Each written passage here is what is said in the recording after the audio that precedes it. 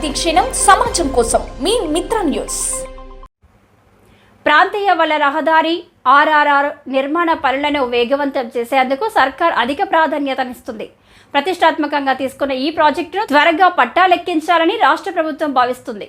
హైదరాబాద్ మహానగర శివారులో outer ring రోడ్డుకు అవగతలి వైపు నిర్మించే రీజనల్ రింగ్ రోడ్డు ఆర్ఆర్ఆర్ నిర్మాణానికి అవసరమైన అటవీ భూముల బదిలీ కోసం కేంద్ర పర్యావరణ అటవీ శాఖతో సంప్రదింపులు చేసేందుకు ప్రయత్నిస్తున్నారు.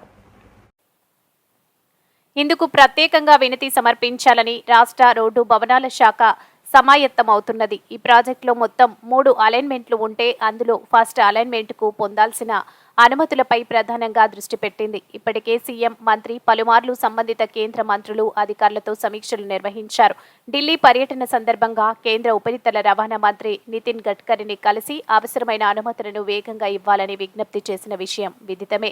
ఈ ప్రణాళికకు తగినట్టు రోడ్లు భవనాల శాఖ అధికారులు కూడా కార్యాచరణకు శ్రీకారం చుట్టారు. అటవీ శాఖ అనుమతులు తప్పనిసరి. ఓఆర్ఆర్ వెలుపల 2 భాగాలుగా 347.84 కిలోమీటర్ల మేర రీజనల్ రింగ్ రోడ్డుకు డిజైన్ ఖరారైంది. దక్షిణ భాగంలో చౌటుప్పల్, ఆమనగల్లు, షాద్నగర్, సంగారెడ్డి మీదుగా వెళ్లే 186 కిలోమీటర్ల రహదారిలో కొంతమేర నర్సాపూర్ రిజర్వ్ ఫారెస్ట్ మీదుగా వెళ్తుంది.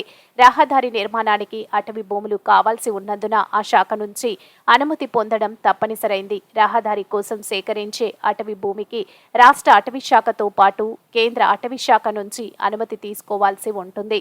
రోడ్లు భవనాల శాఖ అధికారులు రూపొందించిన అలైన్మెంట్ ప్రతిపాదనలకు అనుమతి లభించిన భూసేకరణ కోసం అటవీ శాఖకు రెవెన్యూ అధికారులు గతేడాది మార్చిలోనే ఆన్లైన్ ద్వారా దరఖాస్తు చేశారు.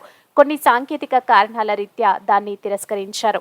అయితే మళ్లీ ఫీల్డ్ సర్వే నిర్వహించడంతో పాటు అన్ని అంశాలను సమగ్రంగా క్రోడీకరించి ఇంజనీరింగ్ విభాగం నివేదికను రూపొందించింది. మొదటి అలైన్మెంటే ఎందుకు? ఆర్ఆర్ఆర్ నిర్మాణానికి 3 అలైన్మెంట్లను ఆర్ఎండ్బి ప్రతిపాదించింది. ఉత్తర భాగం 158.64 కిలోమీటర్ల మేర ఉండే మొదటి అలైన్మెంట్కు 8,407 కోట్లు ఖర్చవుతుంది. సంగారెడ్డి, మోసాయిపేట, తూఫ్రాన్, నాగులపల్లె, గజ్వేల్, యాదగిరిగుట్ట, భువనగిరి, చౌటుప్పల్ గుండా వెళ్తుంది.